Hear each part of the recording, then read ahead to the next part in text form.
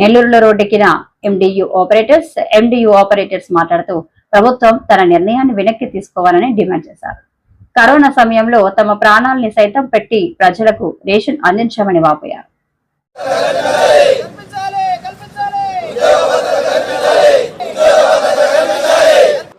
ఈరోజు ప్రధానంగా అందరం కూడా రోడ్డు మీదకి రావడానికి కారణం ఈరోజు వ్యవస్థలో ఎంతో కాలంగా గత ప్రభుత్వం ఏర్పాటు చేసినటువంటి ఈ యొక్క ఎండి వ్యవస్థలో 2021లో ఫిబ్రవరి నెలలో మాకు ఈ బండి ఇవ్వడం జరిగిందండి.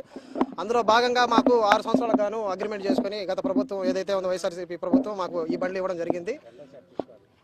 తర్వాత 9 కాలం పాటు ఏదైతే ఈ కూటమి ప్రభుత్వం వచ్చిన తర్వాత ఈరోజు నిన్న మాకు బండ్లన్నీ కూడా ఒక్కసారిగా మేము బండ్లన్నీ తీసేస్తున్నామని చెప్పి చెప్పడం కూడా జరిగింది.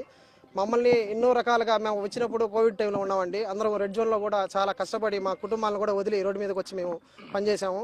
అలాంటి వ్యవస్థలోంచి ఈరోజు మమ్మల్ని అందరినీ కూడా తీసివేయడం అనేది చాలా బాధాకరమైన విషయం.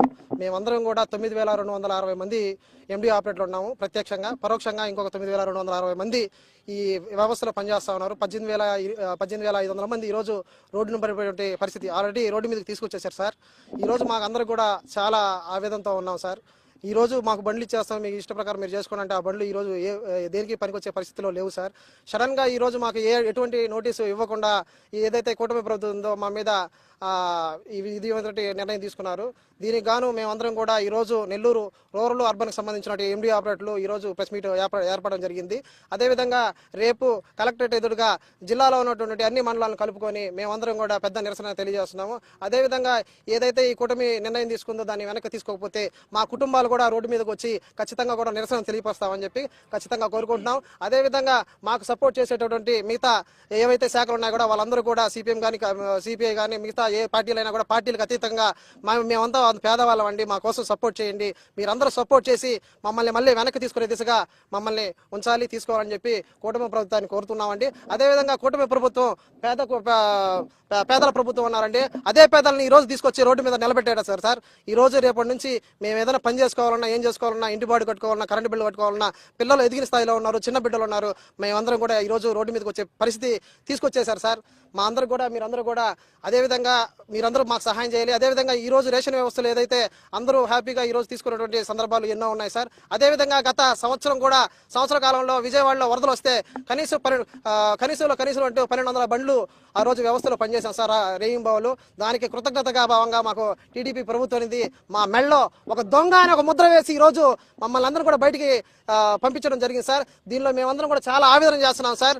కల్పించాలి కల్పించాలి కల్పించాలి కల్పించాలి ఏదైతే ఉందో కూటమి ప్రభుత్వం ఈ బండ్లు మీకు ఇచ్చేస్తానని చెప్తున్నారు. వాస్తవానికి మాకు ఎంఎస్సీ ముద్రా లోన్ల కింద ఈ బండ్లు ఇవ్వడం జరిగింది సార్. దీనిలో భాగంగా ప్రతి నెల మాకు 21,000 జీతం అంటున్నారు. దాంట్లో 3,000 రూపాయలు మా జీతం నుంచి కట్ అవుతుంది. అదే ప్రభుత్వం నుంచి కార్పొరేషన్ నుంచి బడుగు బలహీన వర్గాల నుంచి వివిధ కార్పొరేషన్ల ద్వారా కూడా మాకు మిగతా డబ్బులు ఏదైతే ఉందో 5,000 చిల్లర మొత్తం గాను 8,800 రూపాయలు ప్రతి నెల ఈఎంఐ కింద కట్ అవుతుంది. కానీ ఈ ప్రభుత్వం ఏదైతే ఉందో ఇంకా మాకు 18 నెలల సమయం ఉండగానే రాత్రికే తీసుకున్నట్టు నిర్ణయం గుంపుల గోవింద విధంగా తీసుకొని మమ్మల్ని అందరినీ కూడా మా బతుకులన్నింటినీ కూడా చీకట్లో నెట్టేయడం జరిగిందండి. ఖచ్చితంగా కూడా ఈ బండ్లని ఈ రోజు ఇచ్చినా కూడా ఇవన్నీ క్యాంటీన్ వెహికల్స్ కింద ఉన్నాయండి. ఈ రోజు మేము బండ్లు ఇచ్చినా కూడా రేపు బయట తిప్పుకునే దానికి కూడా లేని పరిస్థితి అండి.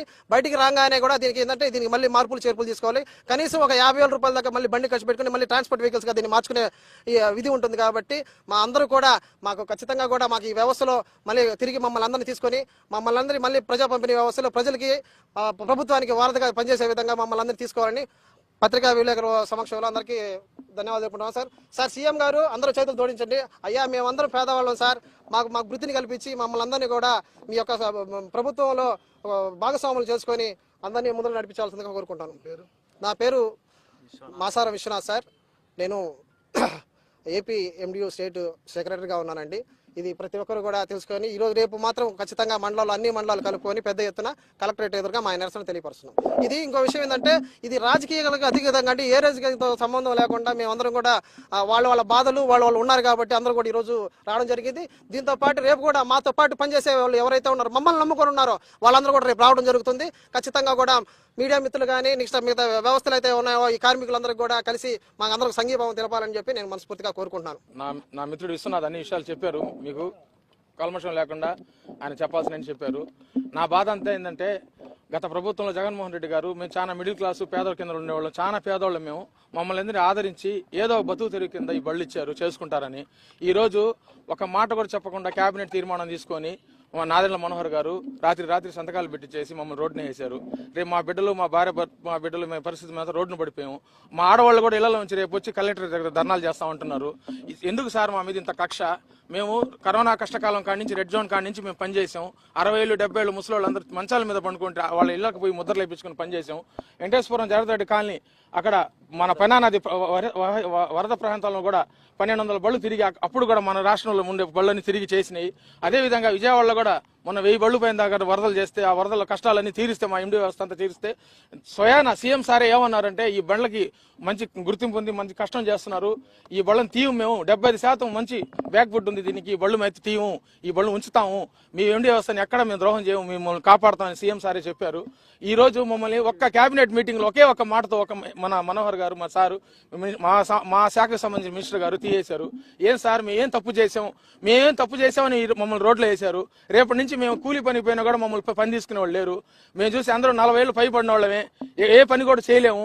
పోనీలే మీరు బళ్ళు ఇస్తా ఉన్నారు, ఒక క్లియరెన్స్ సర్టిఫికేట్ లేదు, మంచి చెడ్డ లేదు. ఆ బళ్ళు ఎవరికైనా మనం బాడుకు పెట్టుకోవాలన్నా బండి మైలేజ్లు కూడా పెట్రోల్ బళ్ళు ఎవరు ఆ బండి బాడుకు కూడా తీసుకోరు. నడి రోడ్లో పెట్టారు సార్ మాకు. సార్ మేము పేదవాళ్ళం సార్, మమ్మల్ని గుర్తించండి సార్.